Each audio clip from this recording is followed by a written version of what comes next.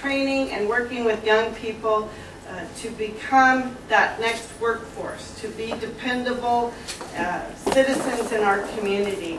And so, you know, this is sort of the history of who we are. We've been around. We're the largest and oldest conservation corps. We were green before it was cool and in to be green, because we've been doing this for a long time. There's several local corps. I'm sure many of you are familiar with, for instance, the Los Angeles Conservation Corps in Long Beach, and we work with them. So our young people are 18 to 25. We have a waiting list of about 800 young people waiting to get into our program. So I think that says that we're doing something right and something successful. This is sort of what our members look like. But we've had a great opportunity lately to try to build some new partnerships, because we know that in order to survive in this day and age, we're going to have to stay on top of what's going on, and we're going to have to keep building those relationships, because one of our big goals is to have train that workforce that's coming. You know, what are the needs? Where are the jobs going to be? And so we have started looking at what we call green pathways. But some of the things that we have been doing, you know, we're out on the fire right now, and after the fire, we'll be out there trying to do some of the mitigation and restoring the natural area. So it's not just about fighting the fire, it's what we need to do after the fire is equally important. So these are the things. Here's, you know, the fire crew. Again, they work really hard, long hours.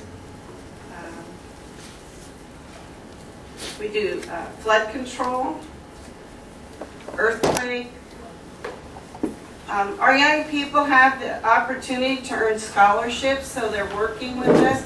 But what we're trying to encourage is for them to go on and to continue in their education, to be lifelong learners. And so we try to entice them with some scholarships. And so they have an opportunity to earn up to about $13,000 in scholarships. And those of our young people who do not have a high school diploma, they are enrolled in a high school program. If they have their high school diploma, then we insist that they be in some other type of educational program. We have a wonderful partnership with LA Trade Tech and some of the other community colleges. Currently, I have crews working on weatherization. We were fortunate to come up with some AmeriCorps dollars, and we have Corps members who are actually out in the community weatherizing low-income homes, replacing heaters, air conditioning units. And we were fortunate to take advantage of, through LA Trade Tech, some of the weatherization training that's been offered through the Green Corps program, which we're partnering with. And the first week our Corps members were in the training, you know, there were people trying to hire them away. So I think that speaks for the quality of their work and the quality of the partnerships that we've been able to develop. So these are just different sponsors. So again, we're looking at what is green. We think, you know, natural resource work is green work, public safety, construction. And so we have this beautiful pathway. It's in the back. Somebody who's really good at this created this, and I can probably, this is the, you know, really the major point for us, is that our program is preparing the workforce for tomorrow. So young people come to us, they go through an orientation, and then we do an assessment. And if they need a high school diploma, a lot of our young people come to us and have a high school diploma, but there is a gap in their English and math proficiencies that isn't going to quite make them successful out in the real work world. So we work with them and other partners to, you know, minimize that gap so that they can then go on and help work out with different employers. And then the work that we do, it's on-the-job training every day that they go out. If it's weatherizing, if it's out on the fire crews, we're teaching leadership skills. We're teaching an explorers program, which is, how to keep a checkbook. How do you make it in life? How do you budget? How do you do those things? And our program is not about staying in our program. Nobody stays in our program forever. We're moving young people through out into the work world. So we're just really trying to match where the need is to the young peoples and bringing their skills up to that area. So we do have a post-court transition program, and again, we're finding that a lot of our young people are going to jobs, and that employers will see them out in the work and approach them about jobs, and we consider that a success.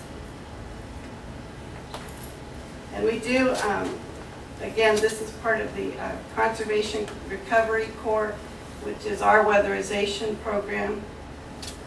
And we are benefiting from some of the ARA funding. And then the Green Corps program, which LA Community College District was awarded one of the Green Corps grants, and we've been fortunate to benefit from that relationship. So really, that's what we do. We're training a green workforce, we believe. Thank you, Christy. Mo Fakih, C&F Consulting.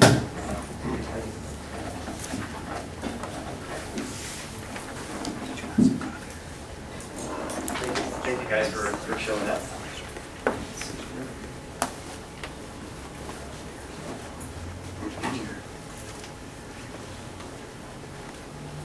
Okay, I'm taking a different tack. We're going to focus on existing buildings.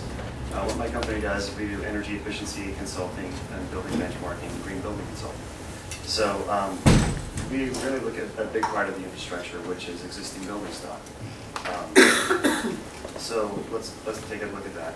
Commercial buildings and residential buildings are the two key areas, of course, quite naturally. There's approximately 5 million units of commercial infrastructure in the United States and about 120 million units of residential. There's about 65 billion square feet of commercial infrastructure total in the United States. That number is expected to grow. In fact, California is expected to grow by 3 Chicagos by the year 2030. So you're going to see a lot more infill development. You're going to see a lot more development within the city cores. SB 375 is a local measure that's going to try to focus traffic and growth within these urban cores. So let's take a look at some building stats here. In the United States, 72% of electricity consumption, buildings comprise 72% of electricity consumption. Quite a fair amount. 39% of total energy use, 38% of carbon dioxide emissions, 40% of raw materials use, 30% of waste output, which is a lot of waste going into our landfills, a lot of it never to be seen again, and 14% of potable water consumption.